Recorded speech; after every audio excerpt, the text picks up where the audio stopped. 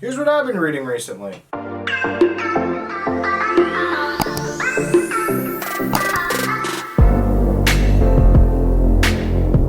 Alright guys, welcome back to my channel. I'm Zach with Zacks Books, and today I've got for you a recent reads. This recent read video I've got for you, I read 4 books, 2 of which I own, 2 of which I don't. Overall, the 4 books I read were pretty good. I think the average was probably about like 4 stars.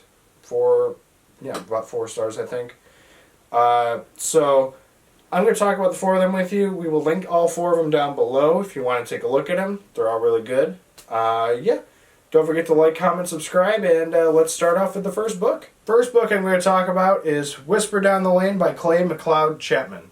So this book I ended up giving, I want to say it was 4 stars. I don't think it quite hit that 4.5 or 5 star mark just because there are a few things that didn't really flow well with me with this book.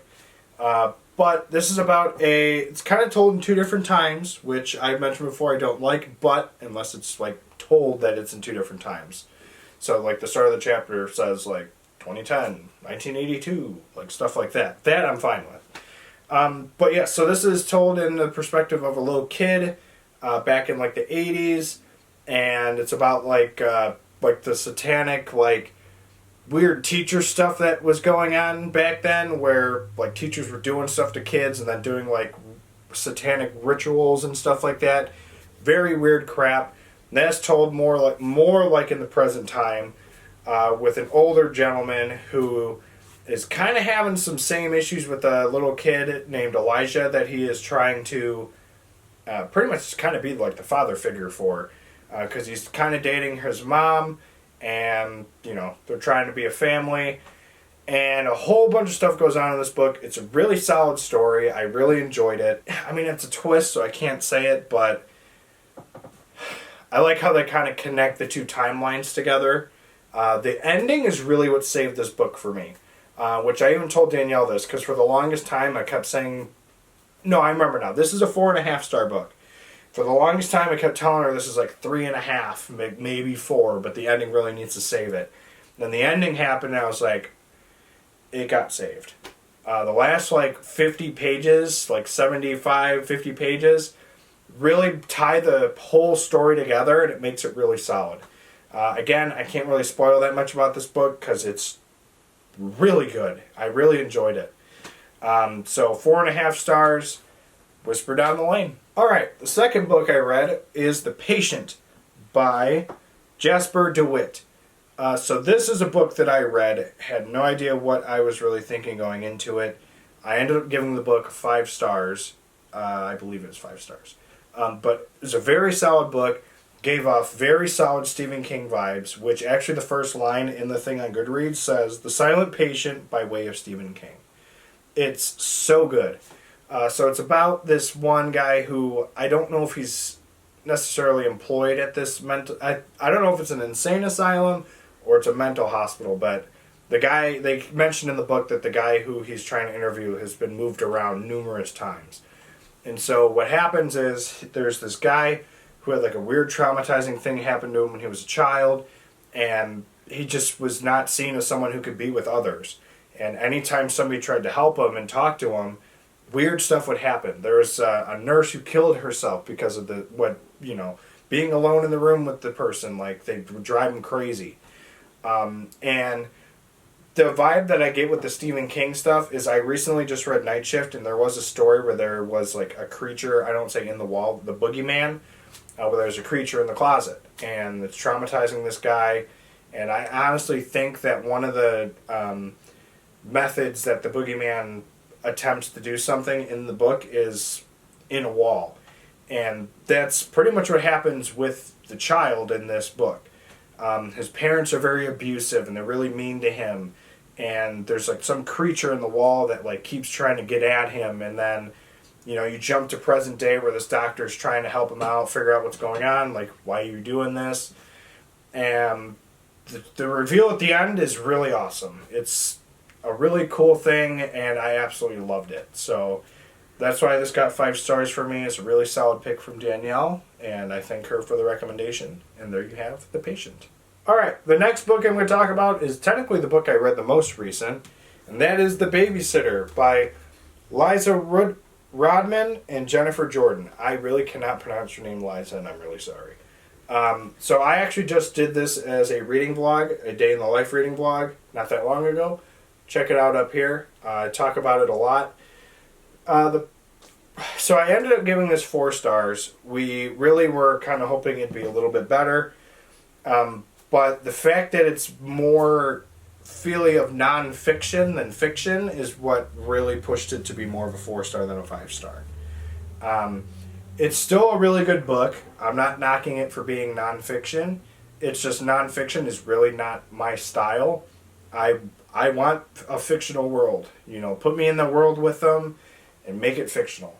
Unfortunately, this book, as some points of it became fictional, it just really felt too true crimey and more realistic in terms of it being nonfiction, because it's based off of a true event that took place.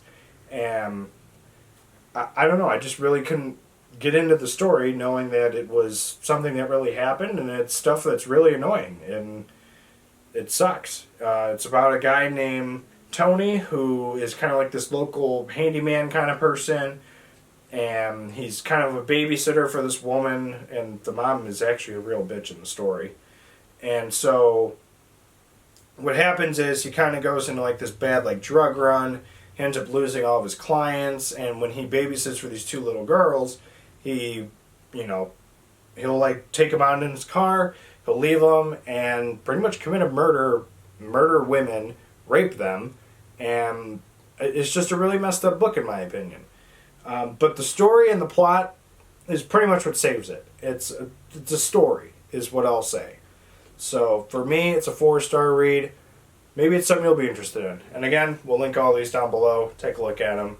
But there you have The Babysitter. Alright, the 4th and final book I'm going to talk about is Jack and Jill by Keelan Patrick Burke.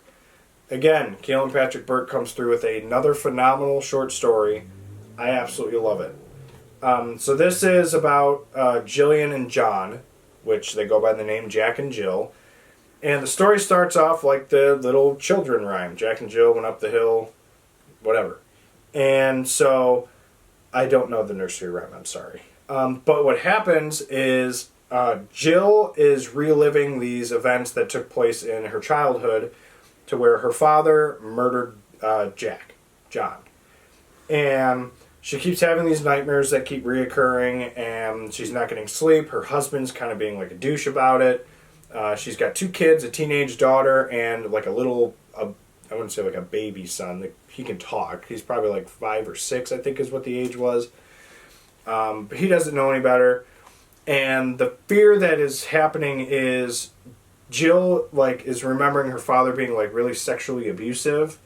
And she immediately just kind of is being told, like, you're not listening from, like, a Jack spirit in a couple of her dreams, which is why the book kind of gets, like, a 4.5 star rating for me, is the dream sequences are pretty annoying.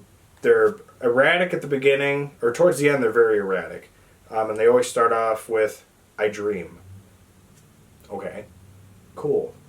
Get to the actual story. And so for that reason, I dropped it a little bit because of the dream sequences. They do have a significance in the story, so read them. But to me, I just didn't like them. So yes, she immediately makes the assumption about something that's going on in present day, and that ending, whoa.